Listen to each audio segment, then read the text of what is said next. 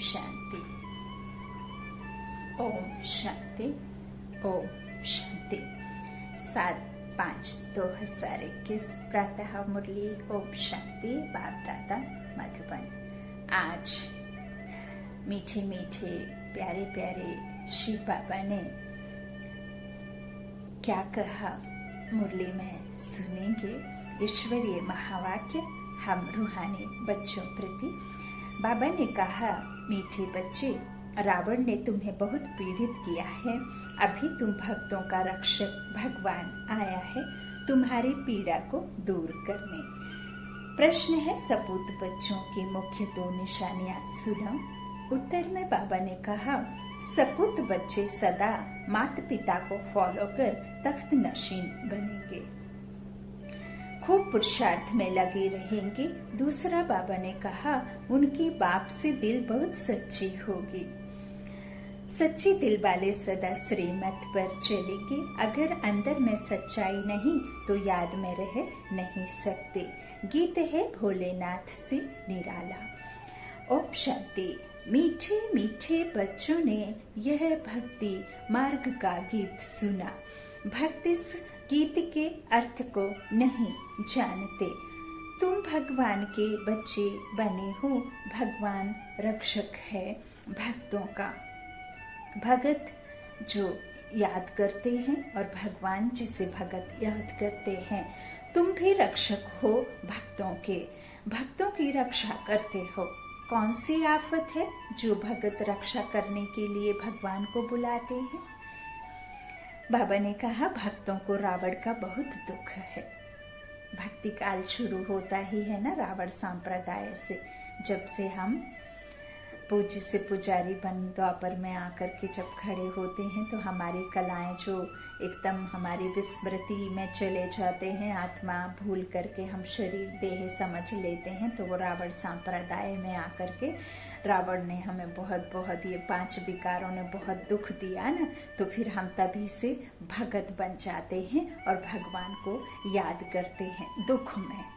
तो अब वो भक्ति का फल आकर के स्वयं राम राज्य स्थापन करने के लिए वह भगवान आते हैं और हमें रावण राज्य से छुड़ाते हैं, रक्षा करते हैं।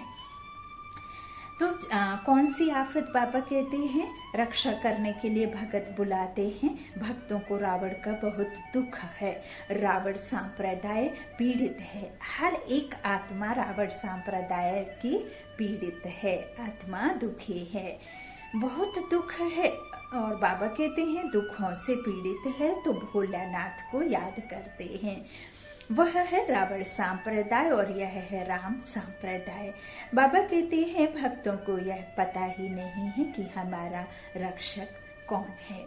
भल गाते हैं भोलानाथ रक्षक है, परंतु क्या रक्षा करते हैं यह नहीं जानते। उनको नॉलेज नहीं रहती है।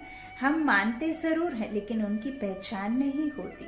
हम जानते हैं कि उससे हमें सुख मिलता है, वह हमारा माता पिता है, लेकिन हम उन्हें यथार्थ रीति नहीं समझते कि वह यदि हमारा पिता है तो हमें मांगने की नहीं दरकार है। जब हम उससे जान लेते हैं, पहचान लेते हैं, तो फिर जब हम उनसे संबंध जोड़ लेते हैं तो संबंध जुड़ते ही फिर हमें स्वतः ही उनका वर्षा मिलता है। तो मांगने की जो हमारी आदत पड़ जाती है वो है भक्ति काल से, द्वापर से। हम जब इस शरीर को शरीर मान करके आत्मा भूल जाते हैं खुद को, तो तभी से फिर हम मांगना शुरू कर देते हैं।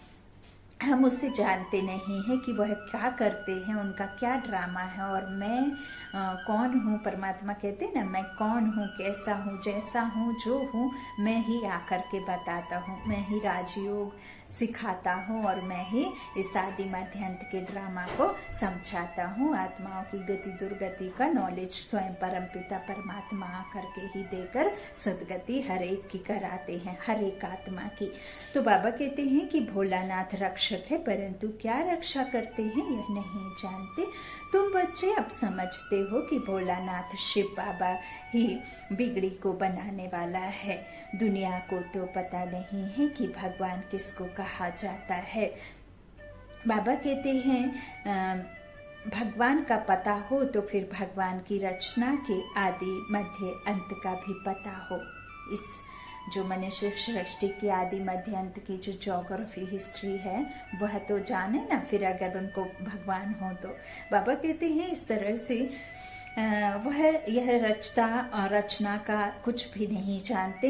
यदि वह जानते तो फिर रचना का पता है ना। बाबा कहते हैं आदि मध्य अंत का भी पता होना चाहिए। ना भगवान को जानते और ना रचना का पता है।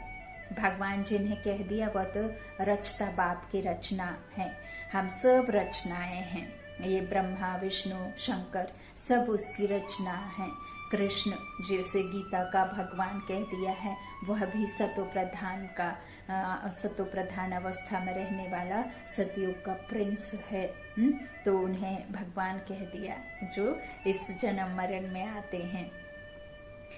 तो इस तरह से बाबा कहते हैं कि किसका भी पता नहीं, इसलिए ऐसे मनुष्य सांप्रदाय को ब्लाइंड भी कहा जाता है।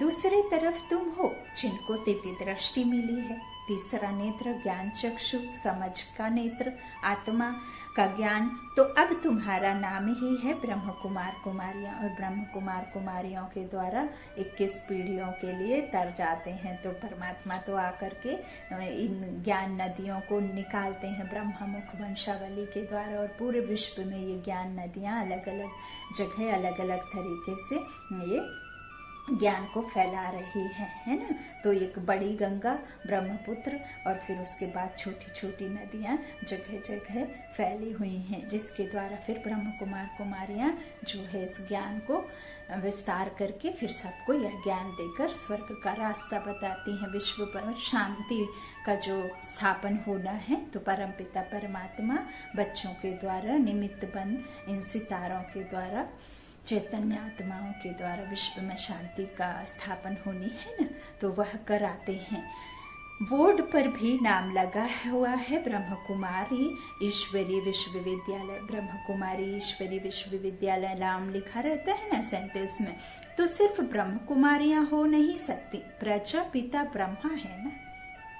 उनके अडॉप्टेड बच्चे ब्रह्म कुमार कुमारियां है ना। एक पिता की संतान भाई बहन तो वो ब्रह्म कुमार कुमारियां, क्योंकि ब्रह्मा के द्वारा बाप ने अडॉप्ट किया अपने बच्चों को है ना। तो बाप दादा इकट्ठा दिखाया है। तो इस तरह से प्रजापिता ब्रह्मा नाम लिखना होगा। बाबा कहते हैं सिर्फ ब्रह्म कुमार कुमारियां नहीं हो सकती है, प्रजापिता ब्रह्मा है ना। पिता के पास बच्चे और बच्चियां दोनों होते हैं। प्रजापिता ब्रह्मा को ही इतने ढेर बच्चे हो सकते हैं, तो समझना चाहिए यह बेहद का पिता है। यह भी जानते हैं ब्रह्मा विष्णु शंकर को रचने वाला बाप ही है, जिसको निराकार कहा जाता है। यह हो गया बेहद का बाप। वह यह भी जानते हो परम पिता परमात्मा ब्रह्मा द्वारा रचना रचते हैं।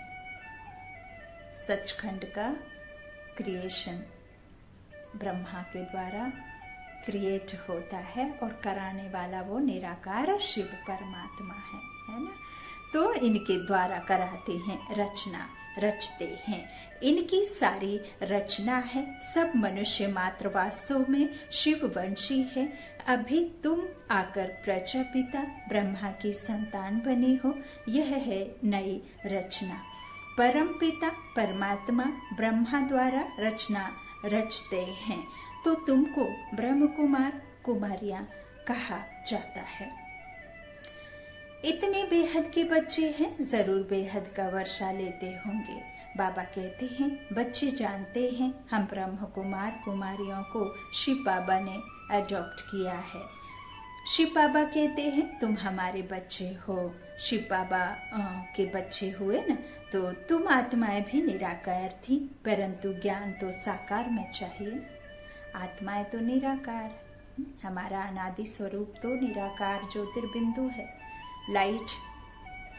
लेकिन साकार में रह करके आत्मा का नॉलेज के लिए कर्मेंद्रियों को चाहिए, कर्मेंद्रियों के बिना तो यह नॉलेज कोई दे ही नहीं सकता ना, तो उन्हें आना ही होता है साकार में और पतित तन में। तो तुम जानते हो, बाबा कहते हैं निराकार थी परंतु ज्ञान तो साकार में चाहिए ना। अब सतयुग में तो ये ज्ञान चाहिए नहीं, वहां तो इसकी प्रालब्धि प्राप्ति मिलती है, ये ज्ञान तो साथ में जा ना सके। और बाकी तो जो भी त्रेता द्वापर और कलयुग का जो युग चलता है तो वहां तो ये मिलता ही नहीं है, मिलेगा कहाँ, इस संगम युग पर ही आकर के। तो बाबा कहते हैं इस तरह से साकार में चाहिए जब ये नई दुनिया स्थापन होनी है। तुम जानते हो हम आदि सनातन देवी देवता धर्म के थे, ब्रह्मा द्वारा रचना यहाँ होती है। कहाँ होती है? संगम युग पर यहाँ होती है। बाबा कहते हैं यहाँ होती है। शिव जयंती भी यहाँ मनाई जाती है। यहाँ मगध देश में ही जन्म लिया है। बाप कहते हैं यह देश बहुत पवित्र स्वर्ग था, अभी इनको नरक मगध देश कहा जाता है, फिर स्वर्ग बनता है। तुम बच्चों की बुद्धि में है, शिव बाबा हमको फिर से राजयोग सिखाए, पवित्र बनाते हैं। गाते भी हैं पतित पावन, भक्तों के रक्षक भगवान। बाबा कहते हैं भक्ति ही पुकारते हैं, पतित होते हुए भी अपने को पतित नहीं समझते हैं। बाप समझाते हैं तुम सभी पतित हो, यहाँ कोई भी पावन नहीं है। पावन तो देवी देवता होते हैं निर्विकारी, जो यहाँ हो ना सके। पावन दुनिया सतयुग को, पतित दुनिया कलयुग को कहा जाता है। बाप तुम्हें सब राइट बताते हैं, रॉन्ग नहीं बताते, क्योंकि वो तो भगवान है ना। लाखों वर्ष की तो कोई चीज होती नहीं, मनुष्य घोर अंधियारे में है। समझते हैं कलयुग तो अभी छोटा बच्चा है, रेंगड़ियां चल रहा है, जबकि कलयुग तो बिल्कुल एकदम खत्म होने की कगार पर है। खत्म ही समझो। लड़ाइयाँ लगी है ना रावण जो महाभारत की, तो इसमें तो सब कुछ स्वाहा होता है, सब कुछ खत्म होता है। और तुम जानते हो मौत सामने खड़ा है। अंधियारे और रोशनी का वर्णन संगम पर ही किया जाता है। दुख सुख ज्ञान भक्ति जो भी अभी पूरे कल्प में चलता है, जो रिश्ते नाते, ये जो भी कर्म बंधन, और कौन सा हम मुक्त बंधन, कौन से में हम बंधन में रहते हुए भी खुद को मुक्त अवस्था में रहते हैं, और कहाँ मुक्ति जीवन मुक्ति, सारी नॉलेज बाबा कहते हैं यहाँ ही पता चलती है। फिर यह नॉलेज रहती ही नहीं है। यही कल्प के संगम युग में ही यह नॉलेज वापस मिलेगी, जब आपको यह नॉलेज के द्वारा फिर पता चलेगा कि यह 84 का चक्र कैसे फिरता है और आत्मा कैसे स्वदर्शन चक्रधारी बनती है। तो बाबा कहते हैं इस तरह से जो सतयुग में तुम यह वर्णन नहीं कर सकेंगे। अंधियारे और रोशनी का वर्णन जो है बाबा कहते सिर्फ और सिर्फ संगम पर ही किया जाता है। अभी तुम बाबा कहते हो घोर प्रकाश में आए हो। कमायु है ना संगम युग, तो धर्मायु भी है, श्रेष्ठ संगम युग है। ये आत्मा जो पुरुष है, ये आत्मा क्या बनती है? सतो प्रधान बनती है। यहाँ कर्मातीत अवस्था को प्राप्त करना है ना, तो कर्मातीत बनती है। सतयुग में तुम यह वर्णन नहीं कर सकेंगे, वहाँ यह नॉलेज ही नहीं रहती, और यह नॉलेज साथ में जाती ही नहीं, यह ज्ञान साथ में नहीं जाता। इस समय बाप बैठ बच्चों को समझाते हैं तुम सतयुग में सूर्यवंशी घराने के थे, फिर अंत में आकर शूद्रवंशी घराने के बने हो, अब फिर ब्राह्मण वंशी बने हो। और हमने क्या कह दिया? मानव जातियों को जिस परमात्मा ने, जिस रचता बाप ने हम रचनाओं को एक समान बनाया, लेकिन हमने उन्हें नीचे आकर के क्या किया? वर्णों में परिवर्तित कर दिया कि ये ऊंच हैं, ये नीच हैं, ब्राह्मण ऐसे हैं, वो ऊंचे होते हैं, बाकी सब ये शूद्र वैश्य जो होते हैं वो नीचे होते हैं, ST SC और क्या क्या जातियों का नाम दे दिया। जबकि देखिए परमात्मा ने तो हमें सबको एक समान भाई भाई की दृष्टि, जो बाबा ने कहा विश्व एक परिवार है, हिंदू मुस्लिम सिख ईसाई हम आत्माएं आपस में में भाई भाई हैं, और आत्माएं जब एक बाप की संतान है तो भाई भाई हैं। जब हम इस संसार में आते हैं तो आत्मा भी परमात्मा इस तन में, ये प्रकृति रूप को जब हम धारण करते हैं, इस कपड़े को पहनते हैं, तो आत्मा हर एक मनुष्य में यहाँ अकाल तख्त पर आकर के ही बैठती है। जो आत्मा अजर में अमर अविनाशी है, तो वो ऐसा नहीं है कि कहीं और आकर के बैठ जाती है। और आत्मा का रंग रूप कोई क्या कहते हैं, ऐसा छोटा बड़ा ऐसा कुछ भी नहीं। निराकारी शिव परमपिता परमात्मा के बाप समान आत्मा है। शांत स्वरूप आत्मा है, शांति के सागर की हम संतान है ना। और ये जन्म मरण से न्यारी है। तो लेकिन हम आत्माएं एक तन छोड़ दूसरा लेती हैं, तो आत्माएं शरीर छोड़ती हैं, है ना। और वही फिर जो 84 के चक्र में आती हैं, तो सतो रजो तमो में आकर के फिर एकदम आत्मा में ही ये जंग आदि चढ़ती है।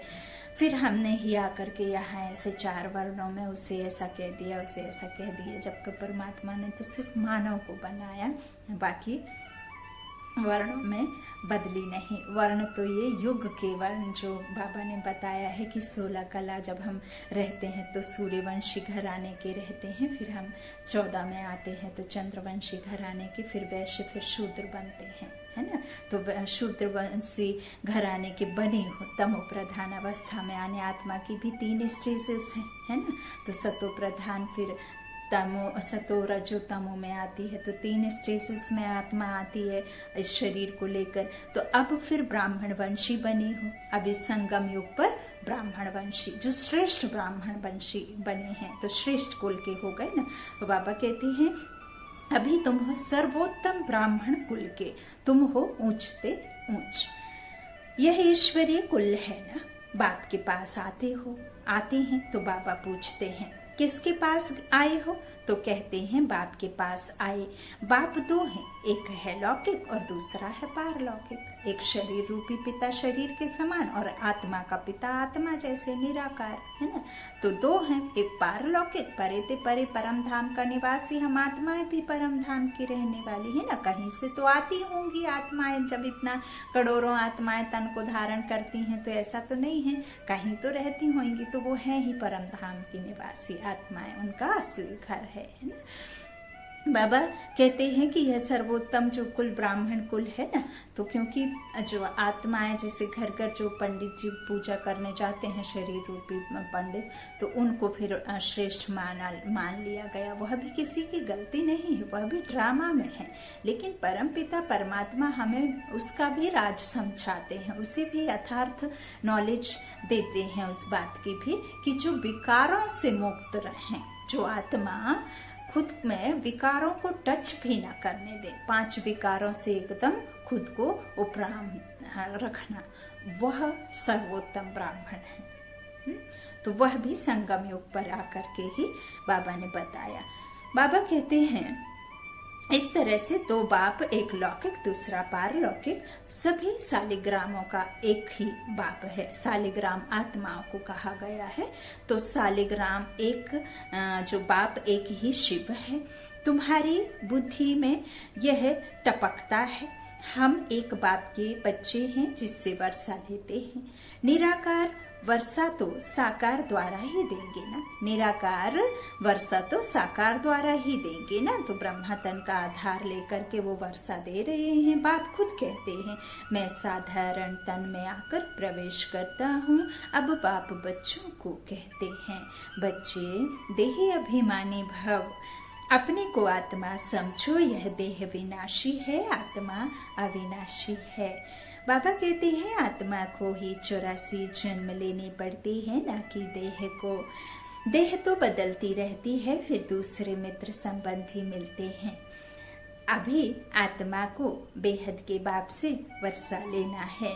बाबा कहते हैं परम पिता परमात्मा द्वारा तुम ही सुनकर फिर धारण करते हो। आत्माएं सुनती हैं और आत्मा ही धारण करती है और स्वरूप बनती है ना, तो धारण करते हैं। बाबा कहते हैं संस्कार तुम्हारी आत्मा में है, आत्मा में ही संस्कार रहते हैं।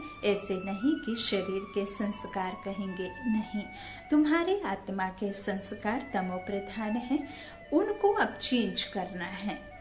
चेंज करना है। कायाकल्प तरु कहा जाता है, कायाकल्प वृक्ष समान बनती है। बाबा कहते हैं आयु भी बड़ी रहती है।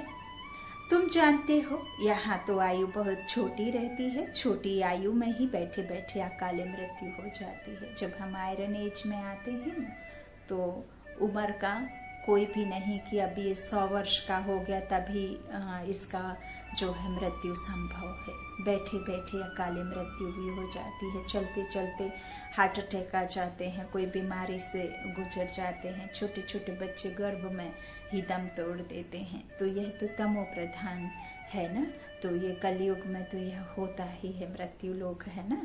तो फिर इस तरह से बैठे बैठे छोटी आयु में ही अकाले मृत्यु हो जाती है। इसीलिए कहा है कि अभी जो समय चल रहा है वो सभी आत्माओं का, सभी मनुष्यों का जो वाणी से परे जाने का समय है, अर्थात वानप्रस्थावस्था, माना जहाँ आत्माएं जो मुक्तावस्था में रहती है ना, तभी तो वाणी से परे होंगी, है ना। तो इसीलिए फिर इसे कहा गया है वानप्रस्थ, सभी की यही है। छोटे छोटे बच्चे भी देखो कैसे अकाले मृत्यु हो जाती है।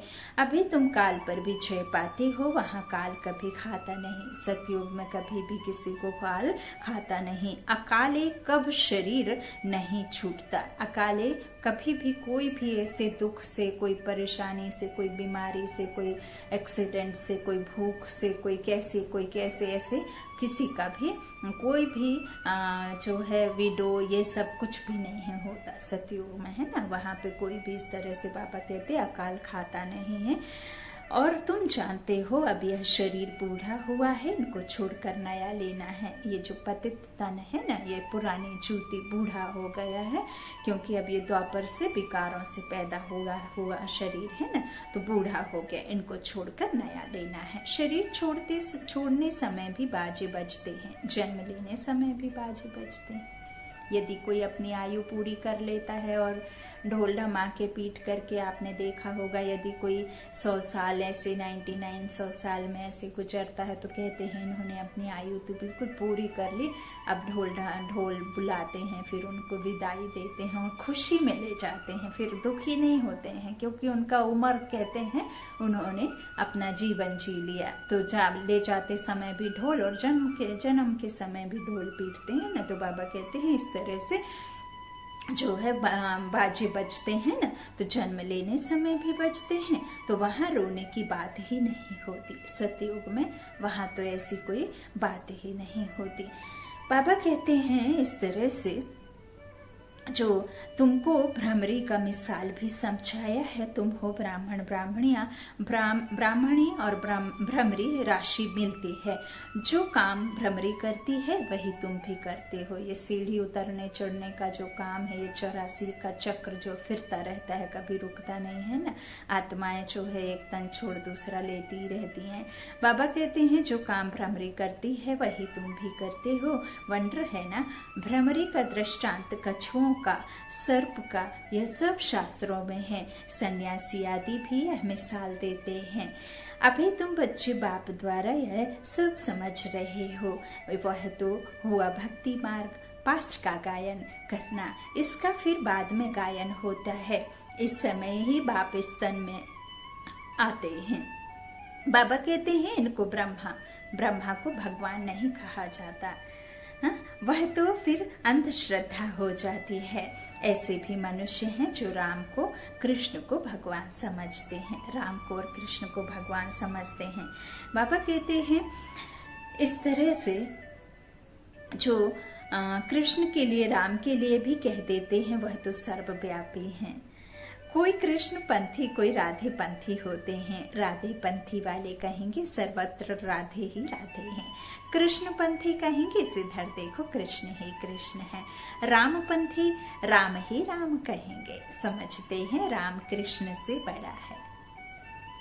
जबकि कृष्ण तो सतो प्रधान, सतयुग का प्रिंस, फिर वही स्वयंवर के बाद लक्ष्मी नारायण, उसके बाद चंद्रवंशी राज्य में राजा रानी अर्थात सीताराम का राज्य चला। और उन्हें भगवान नहीं कह सकते क्योंकि वह तो आते ही हैं इस ड्रामा में। सतो रजो तमो में बाबा कहते हैं जिसने जिसे भगवान मान लिया, जिधर देखो वहाँ वही वही दिखता है। इस तरह से बाबा कहते हैं राम कृष्ण से बड़ा है, क्योंकि राम को त्रेता में और कृष्ण को द्वापर में ले गए हैं। कितना ज्ञान है। बाबा कहते कृष्ण को जो सतयुग का प्रिंस, उसे द्वापर में ले जा करके खड़ा कर दिया, जबकि राम तो त्रेता का है। बाबा कहते हैं कितना ज्ञान है। अब बाप तुम बच्चों को समझा रहे हैं, कितने ढेर ब्रह्म कुमार कुमारियां हैं, जरूर बेहद का बाप होगा। तुम कोई से भी पूछ सकते हो, कभी नाम सुना है प्रजापिता ब्रह्मा का? बाप ने स्वर्ग की रचना रची है। गाया भेजा जाता है ब्रह्मा द्वारा ब्राह्मण, ब्रह्मा द्वारा ब्राह्मण। जब तक तुम सब ब्राह्मण ब्रह्मा की मुखवंशावली नहीं बने हो, तब तक दादे से वर्षा ले नहीं सकते। तो बाबा कहते हैं बेहद के बच्चे बेहद का वर्षा बाप से ही लेते हैं, ना कि ब्रह्मा से। लिया था बरोबर स्वर्गवासी थे, अभी नरकवासी बन गए हैं। अब फिर प्रजापिता ब्रह्मा द्वारा परम पिता परमात्मा विष्णुपुरी स्वर्ग रच रहे हैं। कितना सहज है। शिव बाबा पूछते हैं आगे तुमको यह ज्ञान था? तो इनकी आत्मा ही कहती है मेरे में यह ज्ञान नहीं था। ब्रह्मा की आत्मा कहती है ना कि ज्ञान नहीं था। मैं भी विष्णु का पुजारी था। वो तो खुद के चित्र लेकर के घूमते रहते थे, तकिए के नीचे रख करके सोते थे। जो हम पूज्य थे सो अब पुजारी आकर बनी। अब फिर बाबा आकर पुजारी से पूज्य देवता बनाते हैं, मंदिर में विराजमान। ये देवकुल की देव आत्मा है ना, पूज्य स्वरूप आत्मा ही पूज्य पुजारी बनती है ना, तो फिर उससे पूज्य बनाते हैं। अभी नहीं है।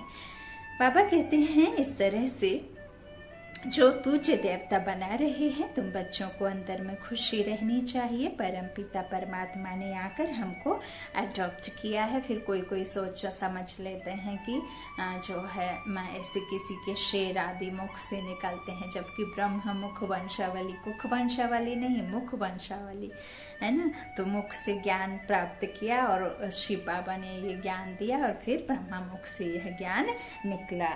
तो बाबा कहते हैं मनुष्य को एडॉप्ट, जो बाबा आकर हमको एडॉप्ट किया है, किसने? स्वयं परम पिता परमात्मा ने। मनुष्य को एडॉप्ट करते हैं ना। बहुत मनुष्य होते हैं जिनको अपने बच्चे होते नहीं हैं, तो वो एडॉप्ट करते हैं। तो फिर उसके वर्षे का हकदार भी वही बच्चे हो जाते हैं। जैसे भले अनाथ आश्रम से लेकर के आए या कहीं से भी लेकर के आए, तो वो गरीब से अमीर बन जाता है ना।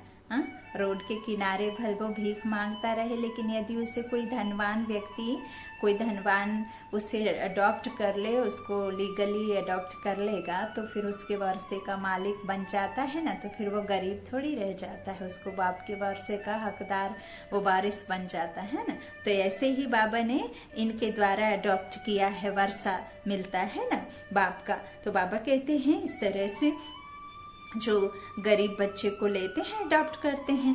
अब बाप जानते हैं मेरे बच्चे सब रावण के बन गए हैं, इसलिए मुझे आकर फिर से अडॉप्ट करना पड़े, है ना। ब्रह्मा द्वारा अपने बच्चों को अडॉप्ट करते हैं। यह अडॉप्शन कितनी वंडरफुल है, तुम ही जानते हो। शिव बाबा ने हमको ब्रह्मा द्वारा अडॉप्ट किया है। शिव बाबा कहते हैं मैंने तुम बच्चों को अडॉप्ट किया है, तुमको बेहद सुख का वर्षा देना है।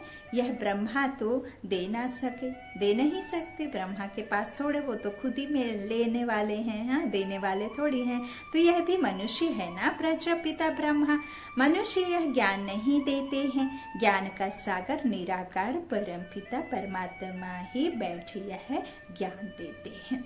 फिर ब्रह्मा को बूढ़ा दिखाया है ना, 3 सिर लगे हुए हैं, ब्रह्मा को बूढ़ा दिखाया है, दाढ़ी वाला दिखाया है। तो देखिए समझने की बातें हैं। यहाँ शिव परमपिता परमात्मा इस बूढ़े तन में आते हैं ना, तो वो बूढ़ा लेकिन होना यहाँ ही है प्रजापिता ब्रह्मा को।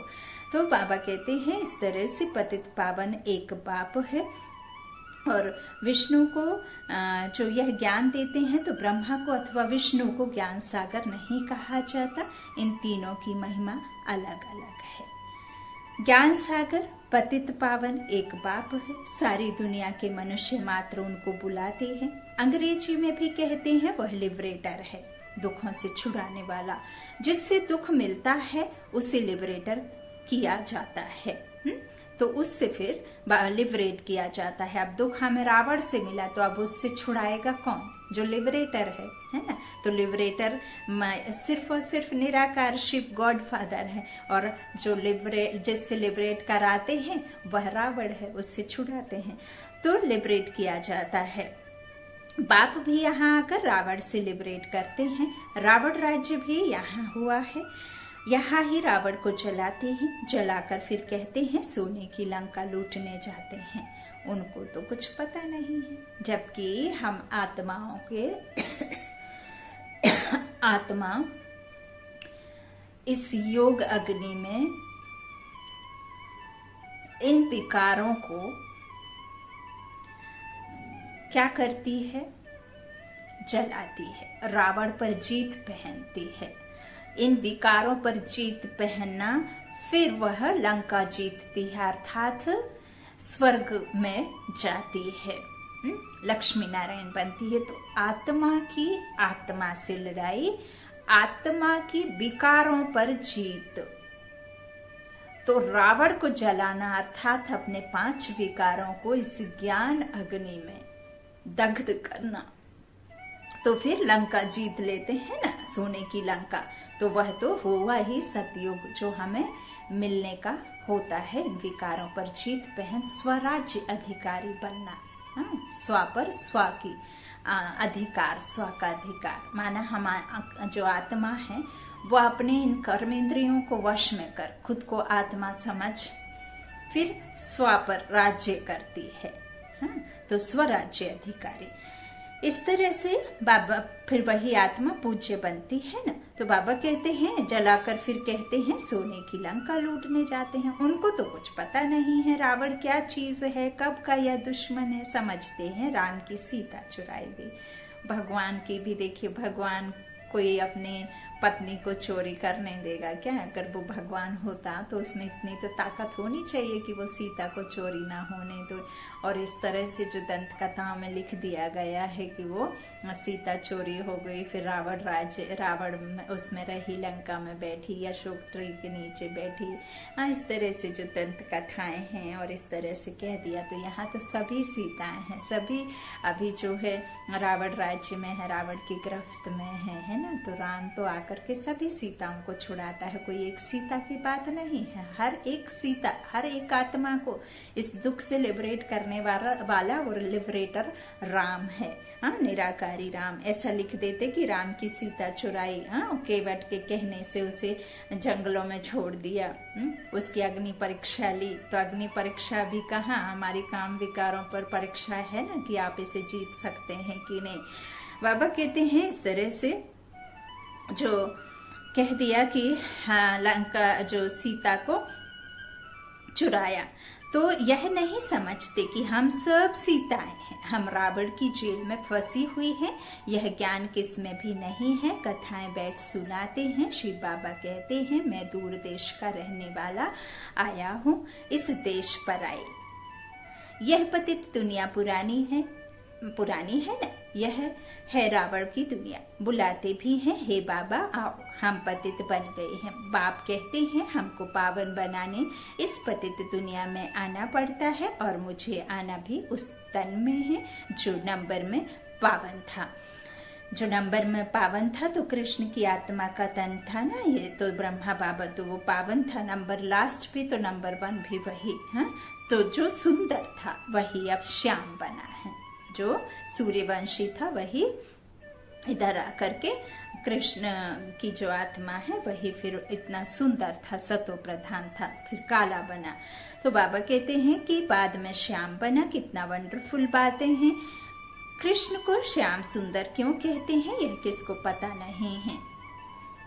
जब कृष्ण 16 कला संपूर्ण सतो प्रधान रहता है तब वो सुंदर रहते हैं, और जब वाम मार्ग में देवता गिर के वही जो उनकी अवस्था काम चिता पर बैठ काले बन जाते हैं। फिर देखा है ना श्रीनाथ जी को कितना काला बनाया है। राम का भी आपने सांवरा देखा होगा। तो ये चित्र फिर एक शंकर को भी दिखाया है, इधर गले में कंठ में वो जो जहर पी के उनका नीला शरीर दिखा दिया, तो इस तरह से दिखाया ना। तो ये सब बातें बाबा यहाँ बैठ करके समझाते हैं कि जब तो वह देवता रहते ही नहीं है ना, वो तो सतो प्रधान अवस्था उनकी होती ही नहीं, वो तो सुंदर नहीं रहते, फिर श्याम बन जाते हैं। तो इस तरह से बाबा कहते हैं कि कितनी वंडरफुल बातें हैं। कृष्ण को श्याम सुंदर क्यों कहते हैं यह किसको पता नहीं है। क्या एक कृष्ण को ही सर्प ने डसा? क्या एक कृष्ण को ही सर्प ने डसा? सतयुग में थोड़े ही सर्प आदि होते हैं। सतयुग में कोई भी जीव जंतु कष्ट देने वाले होते नहीं। जहाँ सिर्फ और सिर्फ एक ऐसा है दुनिया जहाँ पे शेर, मोर, पशु पक्षी सब एक तालाब में बैठ करके एक साथ पानी पीते हैं। तो ऐसा कोई है क्या? तो वह सतयुग है। वहाँ कोई सांप बिच्छू ऐसे कोई भी किसी को डंक नहीं मारते। सांप बिच्छू तो हम आत्माएं, हम मनुष्य ही एक दूसरे को कड़वे बोल बोलते हैं, हम ही डंक के समान उन्हें आत्मघात करते हैं, को विकर्म कर करके एक दो को दुख देते ही रहते हैं।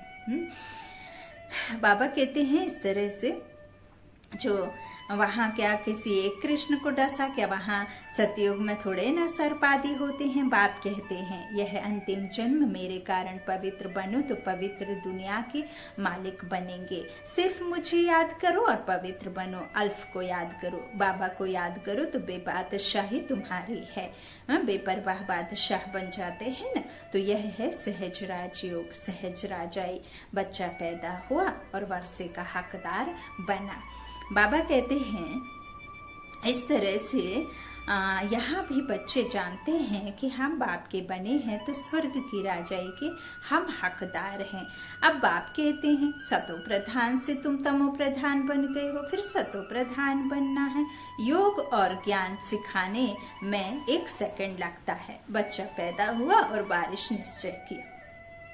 तुम बाप के बने हो तो राजधानी का वर्षा तुम्हारा है, परंतु राजा रानी सब तो नहीं बनेंगे, प्रजा भी तो बननी है।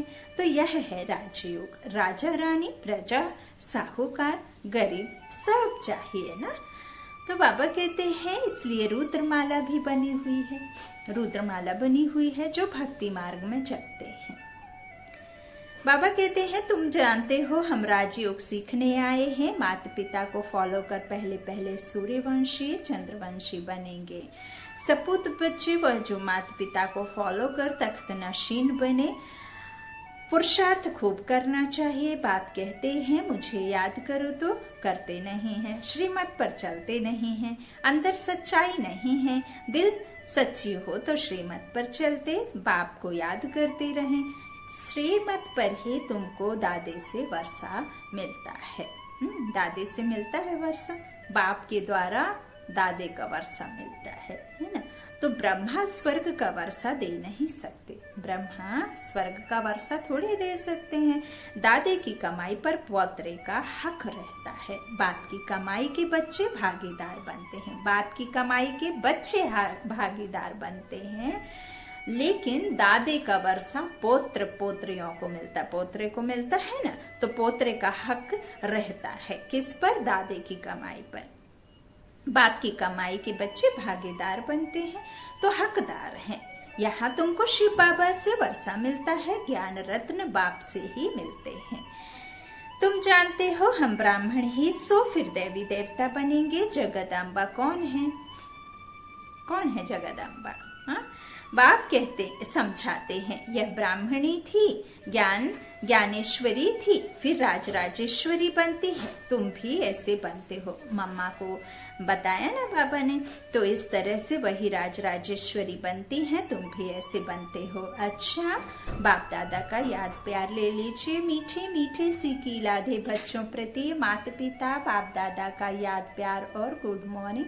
रूहानी बाप की रूहानी बच्चों को नमस्ते। हम रूहानी बच्चों की रूहानी माता पिता बाप दादा को याद प्यार और गुड मॉर्निंग। शुक्रिया बाबा, मीठे बाबा, प्यारे बाबा, सबका साथी सबका सहारा, मेरा बाबा मेरा बाबा। धारणा के लिए मुख्य सार पहला बाबा ने कहा, आत्मा में जो तमो प्रधानता के संस्कार हैं उन्हें याद के बल से चेंज करना है, सतो प्रधान बनना है। दूसरा बाबा ने कहा, बाप से राजाई का वर्षा लेने के लिए सदा सपूत बच्चा बन श्रीमत पर चलना है, सच्चे बाप से सच्चा रहना है, माता पिता को पूरा फॉलो करना है, ज्ञान रत्नों का दान करते रहना है, रखना नहीं है पास में, है ना। वरदान है, सहयोग की शक्ति से असहयोगियों को सहयोगी बनाने वाले बाप समान परोपकारी भाव। सहयोगियों के साथ सहयोगी बनना यह कोई महावीरता नहीं है, लेकिन जैसे बाप अपकारियों पर उपकार करते हैं ऐसे आप बच्चे भी बाप समान बनो। किसी ने आपकी सहायता की, उसके बदले में आपने उसको सहयोग कर दिया तो उसे नहीं कहते बाबा, कहते हैं जो अपकारी है उसके ऊपर यदि आप सहयोग करते हैं तो फिर आप बाप समान, बाबा कहते हैं अपकारियों पर उपकार करते हैं, ऐसे आप बच्चे भी बाप समान बनो। कोई कितना भी असहयोगी बने, आप अपने सहयोग की शक्ति से असहयोगी को सहयोगी बना दो। ऐसे नहीं सोचो कि इस कारण से यह आगे नहीं बढ़ता, कमजोर को कमजोर समझकर छोड़ना दो, लेकिन उसे बल देकर बलवान बनाओ। इस बात पर अटेंशन दो तो सर्विस के प्लान्स रूपी जेवरों पर हीरे चमक जाएंगे, अर्थात सहज प्रत्यक्षता हो जाएगी। आज का स्लोगन है, क्रोध का कारण है स्वार्थ व ईर्ष्या, यही चिड़चिड़ेपन की जड़ है, पहले इसे ही समाप्त करो। क्रोध का कारण है स्वार्थ व ईर्ष्या, यही चिड़चिड़ेपन की जड़ है, पहले इसे ही समाप्त करो। हाँ, पूछ नहीं पाता कोई, हमारी पूछ नहीं होती मान लीजिए, तो फिर हमें ईर्ष्या होती है। सामने वाला कर पा रहा है, हम नहीं कर पा रहे हैं, उस बात से भी ईर्ष्या होती है। किसी को बढ़ते हुए देख लिया तो हमारे अंदर भी तो वही नॉलेज है, फिर मैं क्यों नहीं बढ़ पाया, ऐसा भी ईर्ष्या आ जाती है, तो फिर चिड़चिड़ापन आ जाता है ना। यही सब बातें बाबा हमें समझाते हैं। तो उसका स्वरूप बन ज्ञान रत्नों को पास में रखना नहीं है, बल्कि ज्ञान रत्नों को खर्च करना है, सबको स्वर्ग का रास्ता दिखाना है, सबको सहयोग दे करके सहयोगी बन करके सब पर, अपकारी पर भी उपकार करना है। हाँ, जो बाबा ने कई बार मुरलियों में कहा भी है कि नेकी कर दरिया में डाल। ऐसा नहीं है कि आपने किसी के लिए कुछ किया और पूरी दुनिया में बोल दिया तो वो आपका जो है नेकी नहीं कहलाएगी। आपने तो कह दिया ना, गुप्त दान होता है तो गुप्त दान को बताते थोड़े ही ना है। ऑप्शन